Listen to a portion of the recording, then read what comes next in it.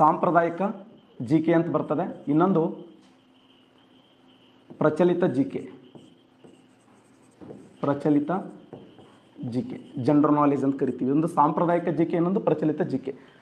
ಪ್ರತಿಯೊಂದು ಪರೀಕ್ಷೆಗಳನ್ನು ಬರೆಯುವಂಥ ಸಂದರ್ಭದಲ್ಲಿ ಈ ಸಾಮಾನ್ಯ ಜಿ ಕೆಯನ್ನು ಯಾರು ಪರ್ಫೆಕ್ಟ್ ಆಗಿ ಓದ್ತಾರೋ ಅವರು ಪರೀಕ್ಷೆಗಳನ್ನು ಪಾಸ್ ಮಾಡ್ತಾರೆ. ಈಗ ನಾಳೆ ನಮ್ಮ ಪಿ ಡಿ ಒ ಪಂಚಾಯತಿ ಡೆವಲಪ್ಮೆಂಟ್ ಆಫೀಸರ್ ಕಾಲ್ಫಾರ್ಮ್ ಆಗಿದೆ ಅಂತಂದರೆ ನಾವು ಒಮ್ಮೆ ಪಂಚಾಯತಿ ಡೆವಲಪ್ಮೆಂಟ್ ಆಫೀಸರ್ ಆಗಕ್ಕೆ ಸಾಧ್ಯ ಇಲ್ಲ. ಅಲ್ಲಿ ಸಾಮಾನ್ಯ ಜಿ ಕೆಯನ್ನು ನಾವು ಪರ್ಫೆಕ್ಟ್ ಮಾಡ್ಕೊಂಡಿರ್ಬೇಕು. ಈ ಸಾಮಾನ್ಯ ಜಿ ಕೆ ಏನಿದೆಯಲ್ಲ, ಇದೆಲ್ಲ ಎಕ್ಸಾಮ್ಗಳು, ನೀವು ಇಂಜಿನಿಯರಿಂಗ್ ಸ್ಟೂಡೆಂಟ್ ಇದ್ದರು ಅಥವಾ ಹೈಸ್ಕೂಲ್ ಟೀಚರ್ ಇದ್ದರು ಅಥವಾ ಡಿಗ್ರಿ ಕಾಲೇಜ್ ಪ್ರೊಫೆಸರ್ ಆಗಬೇಕಂದ್ರೆ ಅಥವಾ ಪಿ ಎಸ್ ಐ ಆಗಬೇಕಾದ್ರೆ, ಕೆ ಎಸ್ ಆಗಬೇಕಾದ್ರೆ, ಪಿ ಡಿ ಒ ಆಗಬೇಕಾದ್ರೆ ಪ್ರತಿಯೊಂದು ಪರೀಕ್ಷೆಗಳಿಗೆ ಈ ಒಂದು ಸಾಮಾನ್ಯ ಜಿ ಕೆ ನಮ್ಗೆ ಪರ್ಫೆಕ್ಟ್ ಇರಬೇಕು. ಸಾಮಾನ್ಯ ಜಿ ಕೆ ಅದು ಒಂದು ನಿರ್ದಿಷ್ಟವಾದ ಪೇಪರ್ ಅಂತ ಇರ್ತದೆ. ಎಲ್ಲ ಎಕ್ಸಾಮ್ಗಳು, ಪ್ರತಿಯೊಂದು ಎಕ್ಸಾಮ್ಗಳನ್ನು ಬರೀ ಜಿ ಕೆ ಅಂತ ಅಲ್ಲಿ ಪರಿಗಣಿಸ್ತಾರೆ. ಜಿ ಕೆದಲ್ಲಿ ನಾವು ಏನೇನು ಓದಬೇಕು, ಸಾಕಷ್ಟು ಹಳೆಯ ಕ್ಲಾಸ್ಗಳನ್ನು ನಾವು ನೋಡಿದ್ದೇವೆ ಅಥವಾ ಬೇರೆ ಬೇರೆ ತರಗತಿಗಳನ್ನು ಅಧ್ಯಯನ ಮಾಡಿದ್ದೀರಿ. ಸಾಂಪ್ರದಾಯಿಕ ಜಿ ಕೆಯನ್ನು ಓದುವಂಥ ಸಮಯದಲ್ಲಿ ಇಂಪಾರ್ಟೆಂಟ್ ಆಗಿ ಇತಿಹಾಸ ಮತ್ತು ರಾಜ್ಯಶಾಸ್ತ್ರ ಮೀನ್ಸ್ ಇಂಡಿಯನ್ ಪಾಲಿಟಿ ಅಂತ ಕರಿತೀವಿ, ಭಾರತದ ಸಂವಿಧಾನ IC, ಮತ್ತು ಜಿಯೋಗ್ರಫಿ ಭೂಗೋಳಶಾಸ್ತ್ರ ಜಿಯೋಗ್ರಫಿ, ಮತ್ತು ಅರ್ಥಶಾಸ್ತ್ರ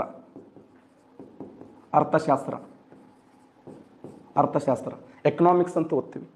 ಇತಿಹಾಸ, ರಾಜ್ಯಶಾಸ್ತ್ರ, ಜಿಯೋಗ್ರಫಿ, ಎಕನಾಮಿಕ್ಸ್, ನನ್ನ ಪ್ರಕಾರ ಈ 4 ಸಬ್ಜೆಕ್ಟ್ಗಳದವಲ್ಲ, ಇವುಗಳನ್ನು ಮಾನವಿಕ ವಿಷಯಗಳು ಅಂತ ಕರಿತೀವಿ. ಈ ಮಾನವಿಕ ವಿಷಯಗಳನ್ನು ಎಲ್ಲೆಲ್ಲಿ ಓದ್ತೀವಿ? KS ಓದುವಂಥ ಸಮಯದಲ್ಲಿ KS ಫಸ್ಟ್ ಪೇಪರ್ದಲ್ಲಿ ಇದಿರ್ತದೆ, ಫಸ್ಟ್ ಪೇಪರ್ದಲ್ಲಿ. ಮತ್ತು PDO ಓದುವಂಥ ಸಮಯದಲ್ಲಿ PDO ಫಸ್ಟ್ ಪೇಪರ್ದಲ್ಲಿ ಇದಿರ್ತದೆ. PSI ಓದುವಂಥ ಸಮಯದಲ್ಲಿ PSI ಸೆಕೆಂಡ್ ಪೇಪರ್ದಲ್ಲಿ ಇದಿರ್ತದೆ.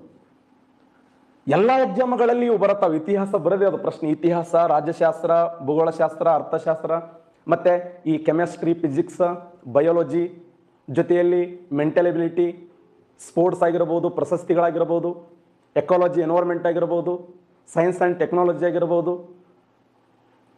ಇವು ಕಡ್ಡಾಯವಾಗಿರುವಂಥ ಪರೀಕ್ಷೆಗೆ ಬರುವಂಥ ಪ್ರಶ್ನೆಗಳ ಇತಿಹಾಸದ ಮೇಲೆ ಗ್ಯಾರಂಟಿ ಪ್ರಶ್ನೆ.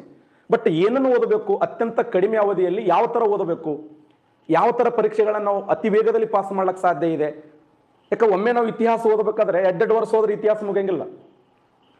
2 ವರ್ಷ ಪೂರ್ತಿ ಓದಿದ್ರು, ಯಾಕೆ 3 ವರ್ಷ ಇತಿಹಾಸ ಓದಬೇಕು. Degree first year, second year, final year ಇತಿಹಾಸ ಓದೋದೇ ಇತಿಹಾಸ ಮುಗಿಯಂಗಿಲ್ಲ. ಮುಂದೆ ಓದ್ಕೋತ ಹೋಗೋದು, ಹಾಗೆ ನೆನಪು ಮಾಡ್ಕೊತ ಬರೋದು. ಅದಕ್ಕೆ ಇತಿಹಾಸವನ್ನು ಓದುವಂಥ ಸಮಯದಲ್ಲಿ ಇತಿಹಾಸಕ್ಕೆ ಹಳೆಯ ಪ್ರಶ್ನೆ ಪತ್ರಿಕೆಗಳನ್ನು ಯೂಸ್ ಮಾಡಿ. ಯಾರು ಹಳೆಯ ಪ್ರಶ್ನೆ ಪತ್ರಿಕೆಗಳನ್ನು ಯೂಸ್ ಮಾಡ್ತಿರಲ್ಲ, ಎಕ್ಸಾಮದಲ್ಲಿ 50% ನೀವು ಸಾಧನೆ ಮಾಡಿದಂತೆ. ನನ್ನ ಪ್ರಕಾರ ಎಷ್ಟೋ ಜನ ವಿದ್ಯಾರ್ಥಿಗಳು ಮಾದರಿ ಪರೀಕ್ಷೆಗಳನ್ನು ಬರೀತೀರಿ. ದಯವಿಟ್ಟು ಮಾದರಿ ಪರೀಕ್ಷೆಗಳನ್ನು ಬರಿಬೇಡಿ.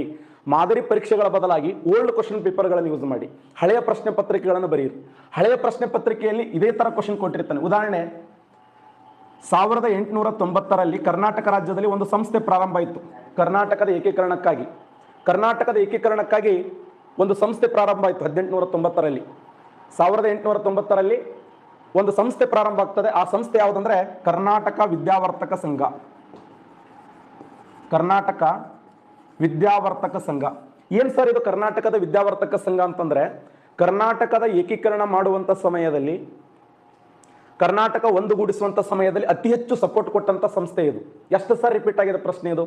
ಕರ್ನಾಟಕ ವಿದ್ಯಾವರ್ತಕ ಸಂಘ ಸ್ಥಾಪನೆಯಾದ ವರ್ಷ ಕೇಳೋಣ. ಈ ಕರ್ನಾಟಕ ವಿದ್ಯಾವರ್ತಕ ಸಂಘವನ್ನು ಸ್ಥಾಪನೆ ಮಾಡಿದವರು ಯಾರು? ದೇಶಪಾಂಡೆ ಅವರು, HR ದೇಶಪಾಂಡೆ ಅವರು.